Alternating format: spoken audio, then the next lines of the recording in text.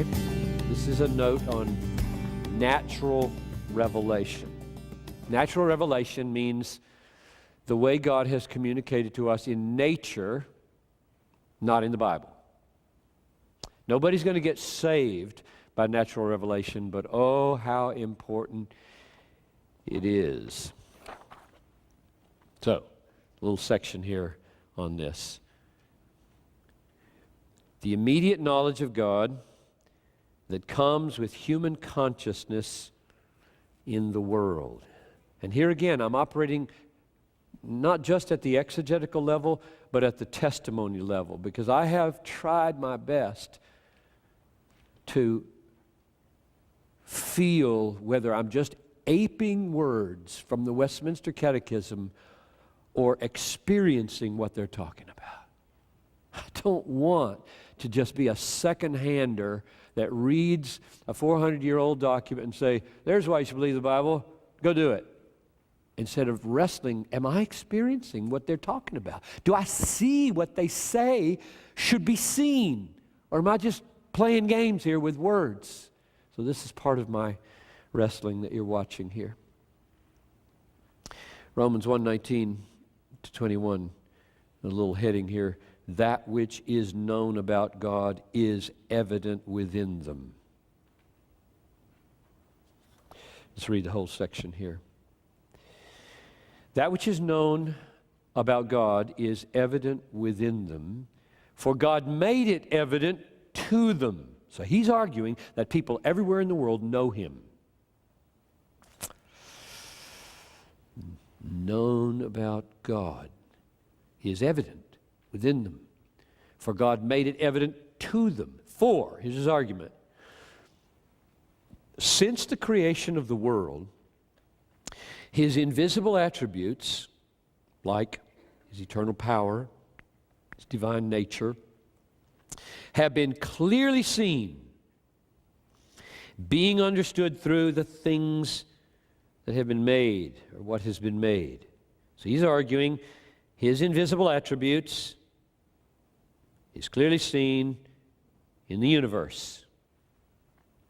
Molecules, galaxies, trees, oceans, insects, spiders, fish that spit insects out of tree branches, and when they fall in the water, scoop them up.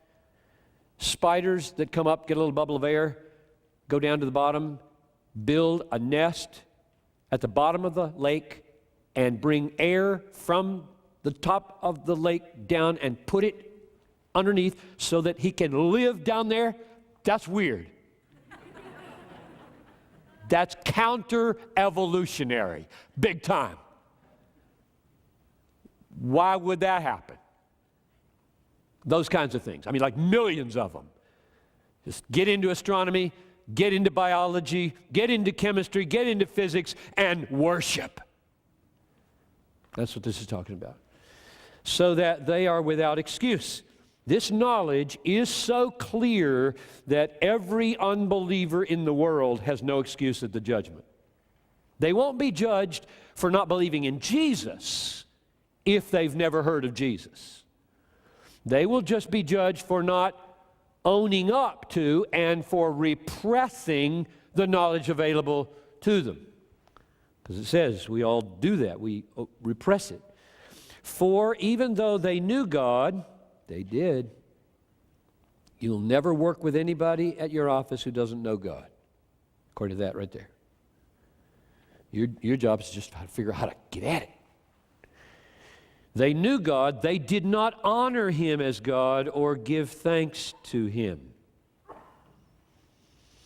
Now, here's what I'm after. In reading the Westminster Catechism, that one of the reasons that we are drawn to faith in the Bible, believing the Bible in a warranted and justified way, is that its scope as a whole is to glorify God. And I'm going to link that to this text and all of our experience in the world of God before you even read the Bible. That's what I'm doing. I'm saying that there is something about the very world we live in and the hearts created in the image of God that if the cobwebs could just be taken out of the way, which is what the Holy Spirit does, the cobwebs just taken out of the way, what we see in the Bible would so click with what you see in the world, you'd say, that's God's book. That's where I'm going. I'll give you another little story here before I give you my testimony. I'll give you Professor Goupil's testimony. Professor Leonard Goupil was my doctor father in Germany until he died while I was there 6 months before I finished in 1970. He died in December of 73. He was a very godly man, I believe. He didn't believe everything I believed. He didn't believe in the inerrancy of the Bible. He believed in the truth of the gospel, but he had I think, a very defective view of the Bible. I remember sitting in one class on Acts in which he just came to a text in chapter 8 where it said that, I'm going to get it right here, Philip had only been baptized in the name of Jesus and hadn't received the Spirit. And he said, das ist unmöglich. That's not possible. We must apply Sachkritik here. That is, criticize the Bible with the substance of the Bible and deny that what Luke wrote there is acceptable. That's not acceptable. It just blew me away. I admired this man so much. I'm sitting in a class and he's just saying, this part of Acts is just wrong. So there came points where I really wanted to understand this man's faith. I could talk like that about parts of the Bible. And I asked him one day, I can remember standing in the hall of the Bibliothek, and I ventured a risky, here I am, a 26-year-old American studying, and he's my doctor father. He could just junk me any minute. And I said, Professor Goupil, warum glauben Sie denn auf Christus überhaupt? Why do you believe in Jesus at all? Why do you believe the Christianity? I think I did a big sweep. Why are you a Christian? And his answer was quick, immediate, and I thought, good. He said, Herr Pieper, of all of reality, and I experience it, see it, and know it, nothing fits reality like the message of the Bible. That's the way he answered me. Big, sweeping, global kind of,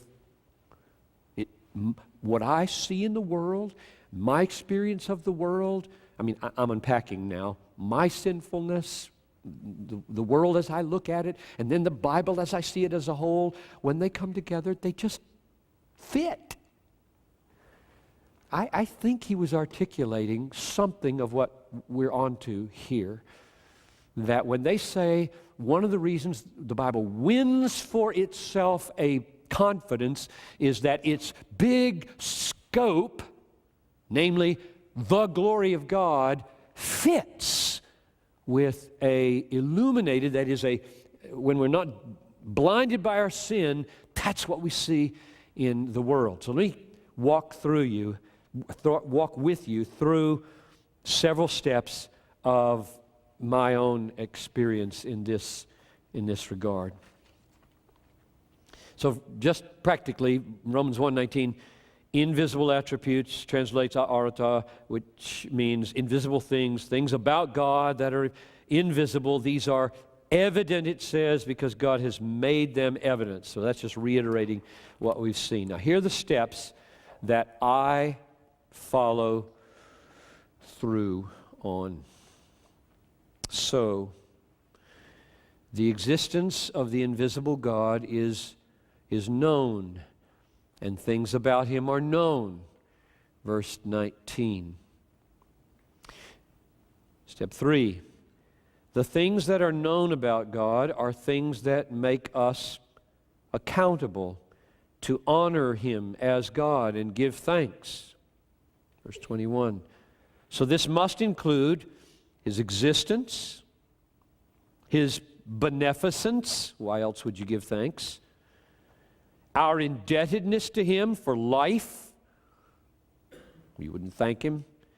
And enough of His nature or excellence so that honor would be called for.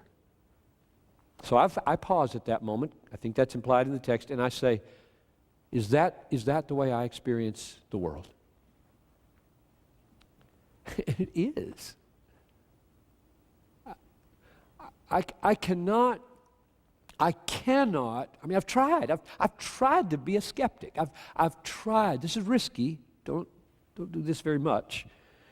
But in order to have some integrity and honesty, that you're not just kidding yourself because you grew up in a Baptist home and you believe all this stuff because your parents believed it, and are you really real? And have you ever come to a crisis where you had to deal with whether it's true or not? You look at the world and you say, can I believe God doesn't exist? I've tried. I just can't. I mean, I'm just hung on what I see. It seems to me that the world is of such a kind of world. And you could lecture 1,000 lectures on the specifics of what I'm saying right now. But we don't experience reality that way. We just walk through the day and we see things. I mean, are you like me? You sometimes, you're brushing your teeth. And it just hits you, you're a human being.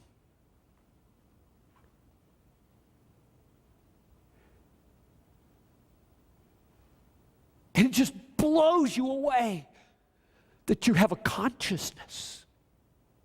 That you know yourself, you think about yourself, you love, you feel, you're different from a dog. Everything in you is testifying, you are amazing. And I don't mean qualities. I mean the existence of the human soul.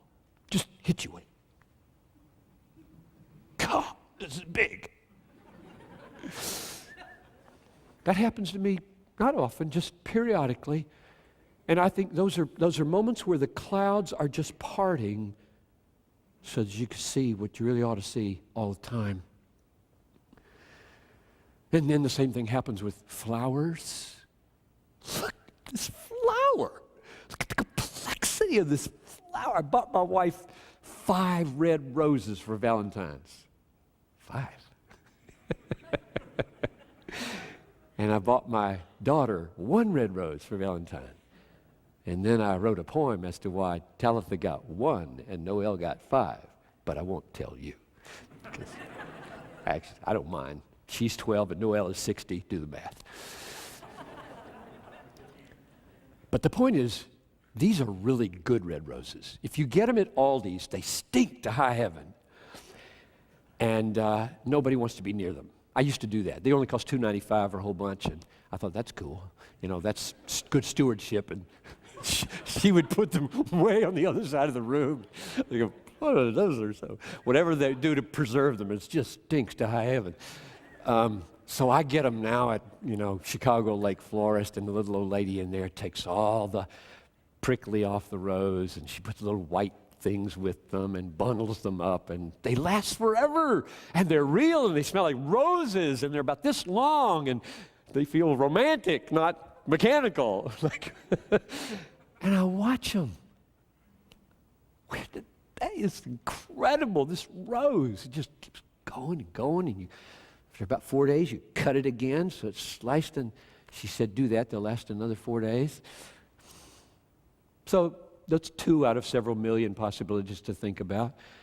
I cannot not believe in the raw, sheer existence of I'm going to use the contemporary jargon, intelligent designer. Now, there's a lot more to God than that, right? Attributes, giving Him thanks. You got an option here. If there's a God, He's either impersonal or He's personal. Impersonal would be like a gas that created everything, caused the order. personal would mean person. Thinks, feels. Now you, 50-50. 50-50. There's nothing in eternity that would define ultimate reality. This discovery was really big for me. Ultimate reality has always existed. Can't come into being. Just, it's there. You can't go from nothingness to somethingness. So there's ultimate reality forever in the past. And the question is, what nature did it have? And it's a wonderfully liberating discovery to say, before it, there was nothing to define it or determine it. It just was. Which means what it was is totally open. It could have been anything. There's no presupposition that could say it could not have been X because there was nothing out there to say it couldn't have been X. It could be a gas, it could be a person, it could be whatever. And as I feel my own existence and look at this world and look at you, for me to say, this right here is all just a combination of energy and time and matter is impossible. I can't do it. It doesn't feel like I'm even taking a big risk to look at you and look at me and look at the world that exists and look at history and say, that's all gas. Sophisticated, no, that's the wrong word. It's got the word wise in it. Elaborate developments of gas. I can't. So I'm being set up. You see, I'm being set up by my own looking around and whatever God is doing to get cobwebs out of the way to set me up to read the Bible in a certain way.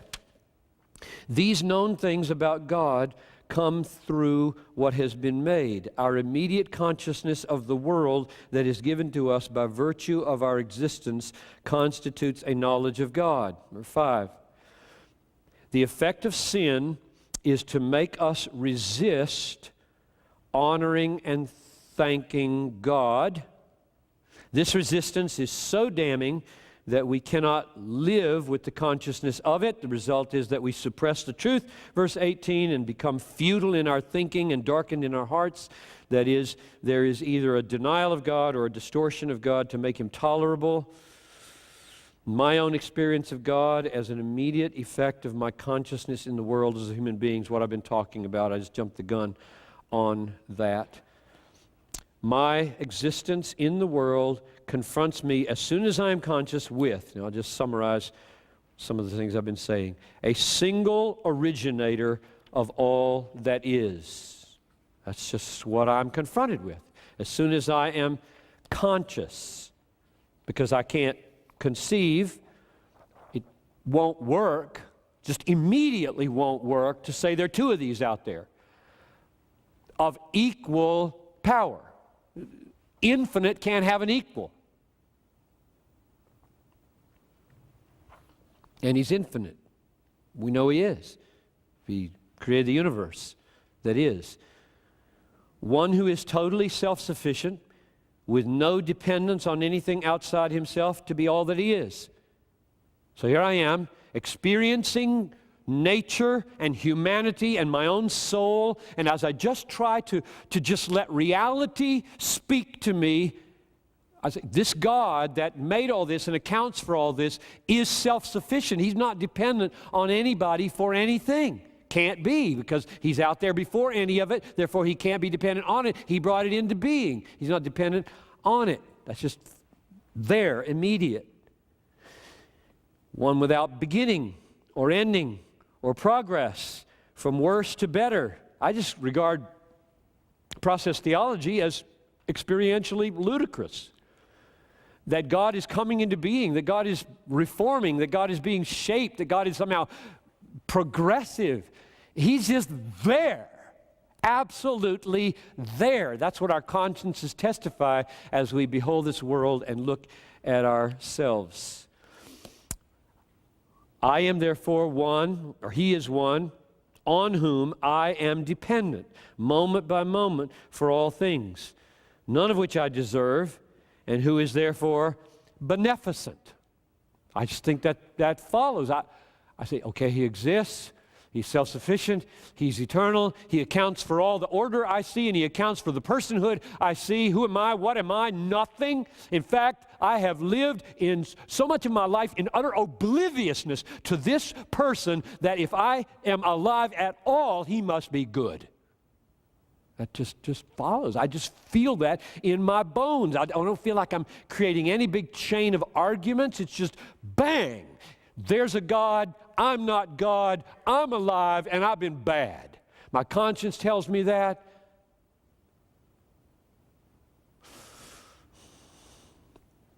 One who is personal and accounts for the transcendent personhood of human beings. I've said that already. One who accounts for the intelligent design manifest in the macro and the micro universe. I've said that already. One who knows all, cannot not know all. He created all, he guides all, he sustains all. It's just given with the reality of God. One who deserves to be reverenced and admired and looked to for guidance and help. And oh, how little have I done it. I just think all that's written right on the universe, that God should be reverenced, that he should be admired, and that we should look to him for guidance, if perchance, for reasons we may not understand, he might be willing to give it to us who have not loved him as we ought, but mainly lead our lives in total obliviousness that he is there holding us in being. And yet we're not smashed every day. One who sees me as guilty for failure in not rendering him what he deserves, and who thus gives ultimate explanation to universal bad conscience. Why? Why is there bad conscience? Why? Animals don't suffer from what we suffer with. We got a law written on our hearts. We got a personhood.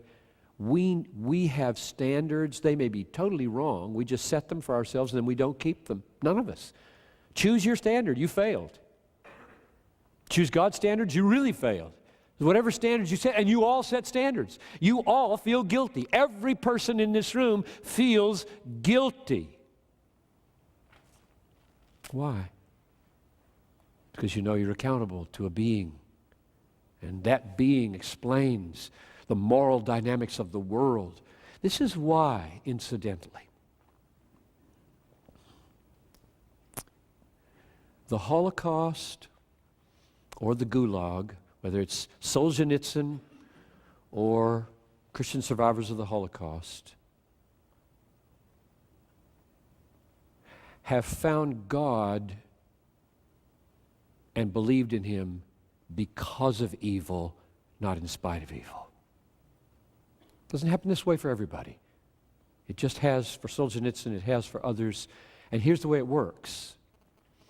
You see in front of you something absolutely unspeakably horrible, like Elie Wiesel's book, The Night, describing the hanging of a 12-year-old boy who wasn't heavy enough to die. And they made them watch him for half an hour. Now, I would understand up to a point a person who says, which Wiesel said, God died. He died. I'm done. And others are so enraged at this wrong, they have to come to terms with, where did this rage come from? Where did this concept of justice come from? Where did this high-level indignancy about this immorality come from? If we're just gases here, it won't work. That wrong is a problem for how God can be good. I admit that. We'll work on that. This indictment of it with moral rage is only explicable if you're more than a gas. I mean, what would you feel if somebody walked up to you as you were expressing your moral indignation and they said to you, oh, that's just your idea. Oh, that's just chemicals in your brain. You would be furious with somebody like that. And that's what's being taught in our universities every day. The moral outrage you feel at injustice is only explicable in terms of a moral consciousness of which you participate in the world. And therefore, he's one who might save me, but would need to do it in a way that overcomes my evil impulse to resist him and would have to make a way for his honor to be sustained while not punishing me for treason. And there is no answer in nation to how that can be done. In nature. There's no answer in nature to how that can be done, which leads us to the Bible. And my point here, and I'm going to close with this and we'll take a break. My point here is, when you see the Bible stretched out with its scope as the glory of God and a history of redemption that answers perfectly to where I've arrived in my natural revelation and see no answer in natural revelation, I think I'm on to why the Westminster Divines said that too is how the Bible comes to be vindicated in your heart. Let me pray. Father, in this part of our thinking, glorify your word. Purify it on the ground 7 times and get the cobwebs and the clouds and the fog out of the way of our hearts so that we can see what you're saying in the world and how it meshes so amazingly with what you say in your word, that we might come to hallow your word. In Jesus' name.